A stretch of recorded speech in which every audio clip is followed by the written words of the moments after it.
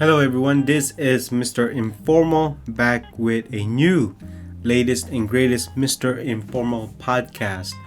This is the Mr. Informal podcast 205. Yes, 205.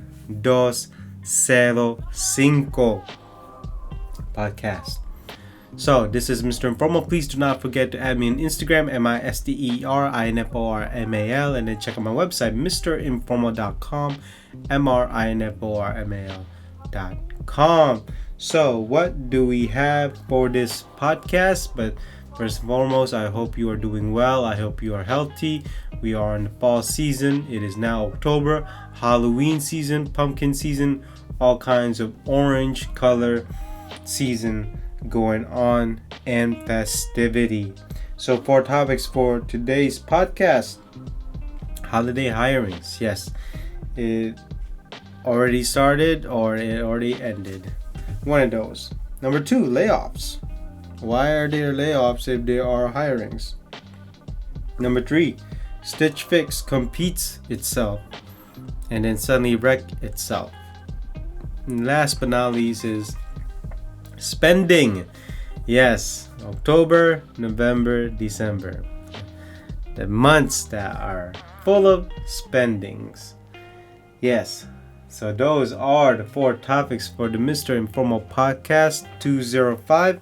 And so let's go ahead and start the podcast. On to the first topic is from article retaildive.com titled How Retailers Are Hiring for the Holidays in the Year 2022. So, while many consumers have adopted a sense of pre-pandemic normalcy, with in-store shopping, inflation has largely hampered the industry's success in 2022 so far. So, the growth is between 4% to 6% 2022 compared to an increase of 15.1% during last year's period, which is pretty good. MasterCard's latest estimate expect U.S. growth at 7.1%, but noted that inflation will play a role in consumer expectation for discount. So, first up, Walmart. This year's holiday efforts from Walmart look quite different than 2021. The company's hiring for 2022 has slowed to 40,000 additional associates, which is down about 75% from the 150K hired last year. Wow, that's a cutback. Target it's keeping a steady plan this year, once again planning up to 100K of seasonal employees.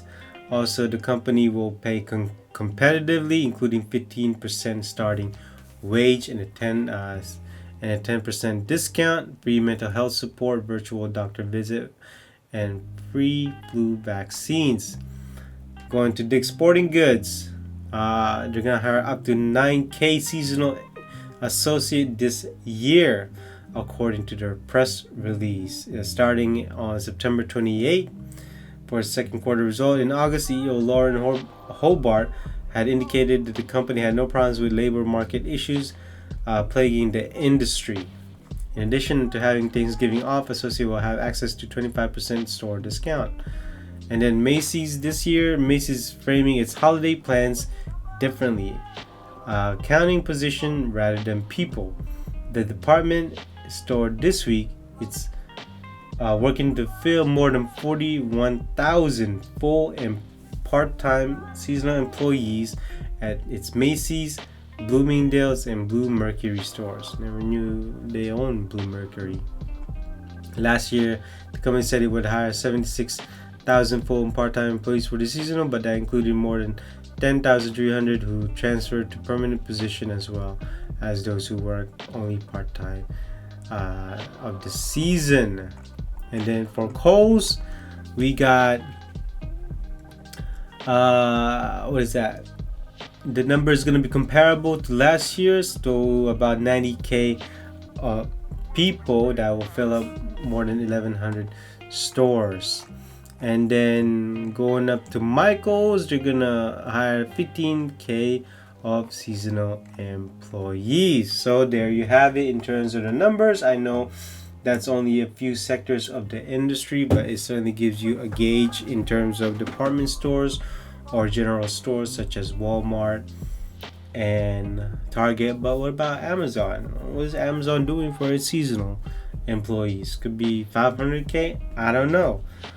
Uh, it could be a higher number than both Walmart and Target combined, but for sure is that around this time, employee retail stores are usually going on a hiring spree because a lot more people are going shopping, and that is going to definitely take an effect as of right now and until Christmas or January 1st. So certainly it's gonna increase the output of the economy, and since the dollar is strong, certainly it's going to be great in terms of shopping, especially when you're shopping overseas. Now I'm hopeful that a lot of these employees will also become part-time, but then again I'm not hopeful because many of them also are just seasonal. And then hopefully to those students who actually become just seasonal, learn from their experience. But things like this is great news because we're going where it feels like it's almost back to normal. But then again, we'll see, and hopefully more people will shop in stores than in online, because I feel as in-store shopping gives a better experience, especially when you want to see the product. I've always been a fan of seeing it in person. Seeing it in person is just different than seeing it online, especially when you have stores that do not take enough pictures of the product. On to the second topic. Layoffs. I can't believe I just spoke about hirings and now I'm talking about layoffs. From retail.com, Nordstrom lays off 200 workers at supply chain facility. As of last week, Nordstrom plans to cut 222 employees at a distribution center in Cedar Rapids, Iowa, according to WARN notice filed at the state. The layoffs will come next month on October 18, according to the notice. Nordstrom did not completely respond to requests for comment. The distribution is one of the two supply chains that operates in Iowa, which together amounts to 1.5 million square feet of space, are the retailer's only facilities in the Midwest, according to the filings. A Nordstrom spokesperson told Footwear News that the cuts come as Nordstrom shipped some product volume to other facilities. The company is also prioritizing accelerating delivery speed and expanding the market mid-level section for the in-store shopping as well as same-day and next-day pickup. Nordstrom said Ann Brahman, chief financial officer, also noted that analysts called that the company has shortened the number of days to deliver to the customer from its supply chain. Executives have also referenced optimization work its supply chain as offsets to increase in labor and fulfillment cost. So they reduce the amount of that because they reduce the amount of manpower. While Nordstrom has posted relatively strong numbers for its recent quarter, it lowered expectation for the year as consumers pulled back on discretionary purchases. And then going to Gap. Gap Inc. to eliminate 500 corporate jobs. Can you believe that?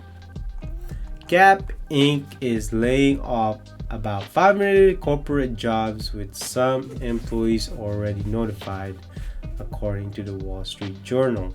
The jobs cover a variety of departments and are mostly located in Gap's offices in San Francisco, New York, and Asia. We've let our operating costs increase at a faster rate than our sales. Okay, isn't that management fault? And in turn, our profitability, said interim CEO Bob Martin in a memo to employees. The layoffs are reportedly unrelated to last week's news that Gap conceded its partnership with Kanye. Right, I don't believe that. So, Gap's most recent earnings report in August highlighted declining sales across most of its brand portfolio, its second quarter net sales fell 8% year over year to $3.86 billion. So it's pretty obvious here. All these management are just trying to reduce manpower to say that they're reducing operational costs, and also saying at the same time that their sales is very strong at a given quarter.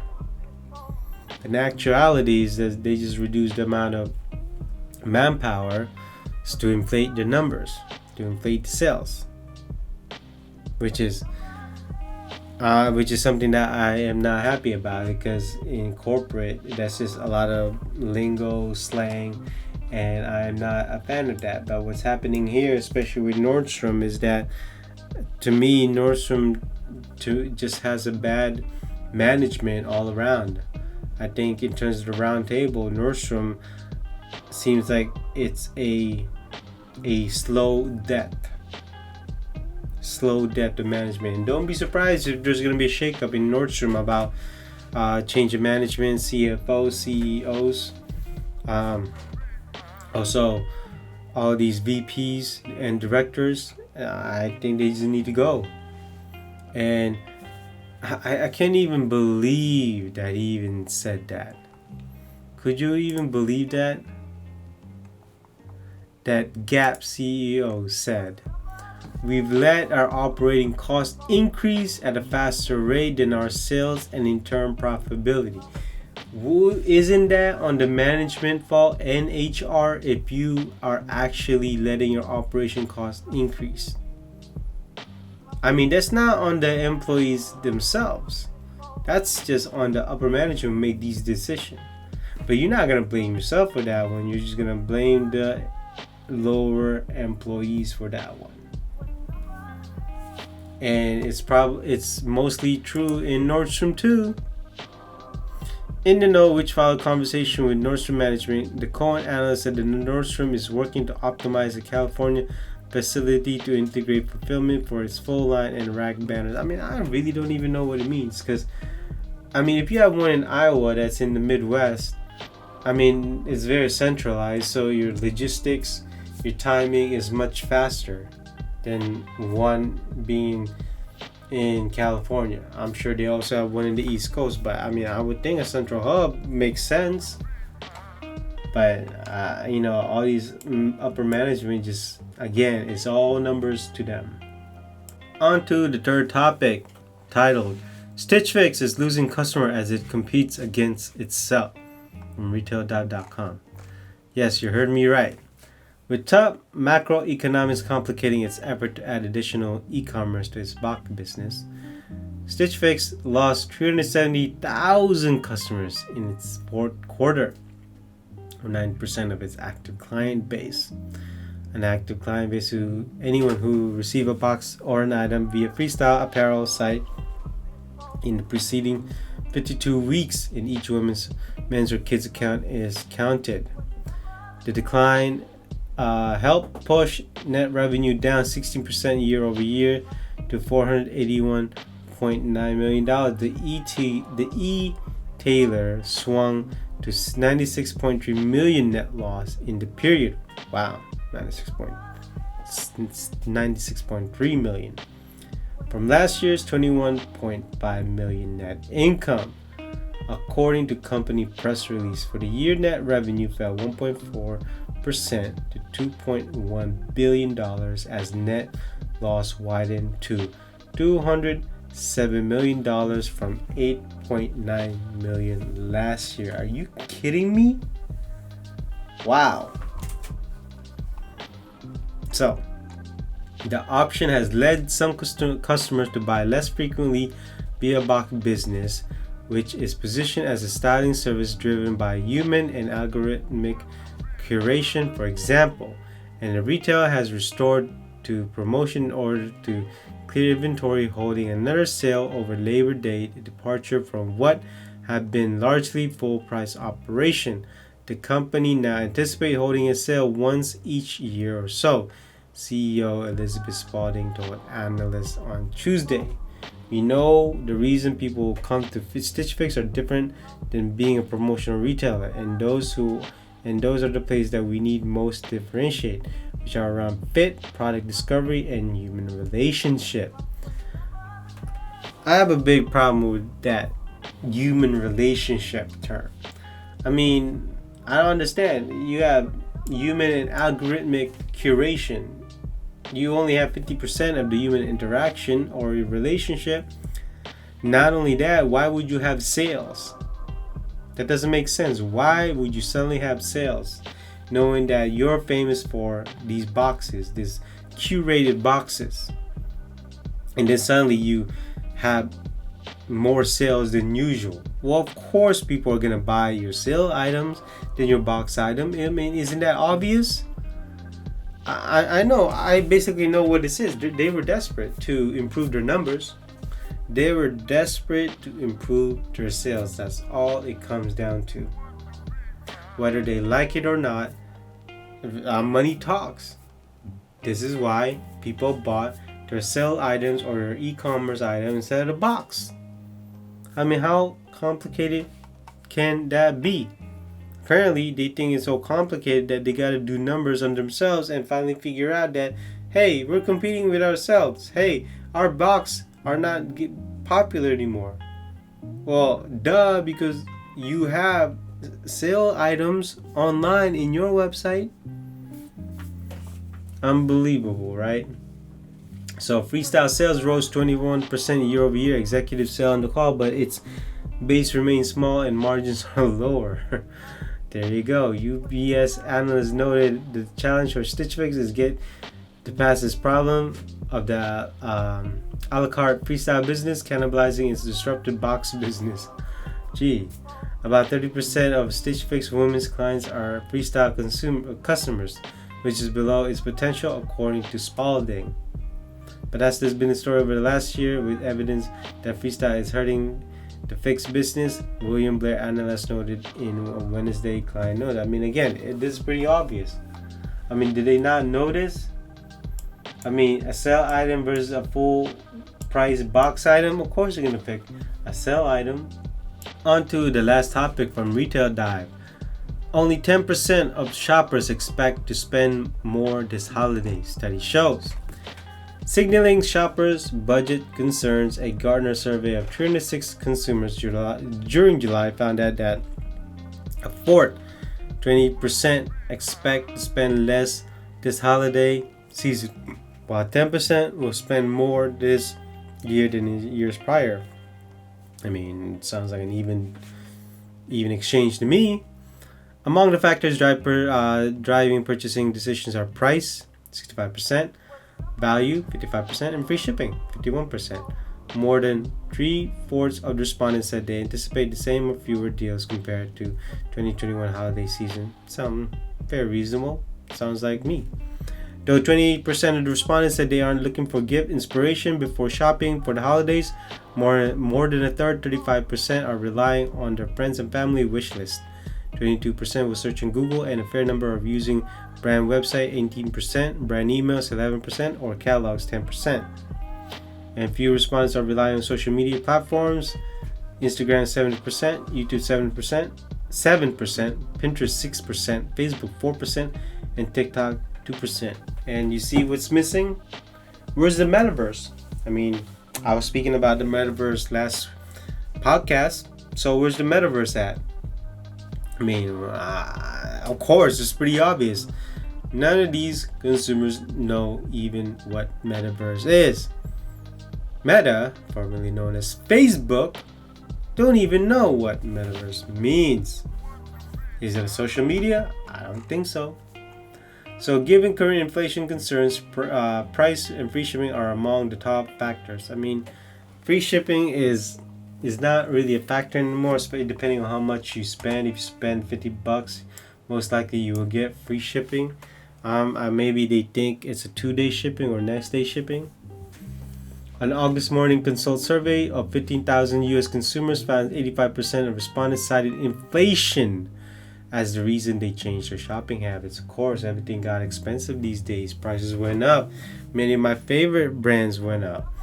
You can see Louis Vuitton, Chanel, Hermes went up. Gucci prices went up. YSL prices went up. I mean, wow. It's really wild these days. Though consumer spending has increased so far, as it remains to be seen how much more consumers will spend. No, consumers need to save up money. Stop with that pay later stuff. Leading up to the holiday season, retailers have begun offering early discount and increasing employee headcounts as consumers gear up to pay for fewer items. Target announced that this month it will be hire up to 100K employees. It's kind of odd because I don't feel like Target ever hired enough employees. So similarly, Walmart is also hiring more associates this year. It only plans to 40,000 additional employees. Wow. So it's pretty obvious here that consumers more or less will either spend less or spend the same or spend a little bit more. I mean, it sounds like a typical year for me, especially when Christmas is coming. And so that basically concludes this Mr. Informal Podcast 205. I hope you enjoy this latest and greatest Mr. Informal Podcast. Hope you listen to me from the beginning to end, and also give you some new news, and give you some insights.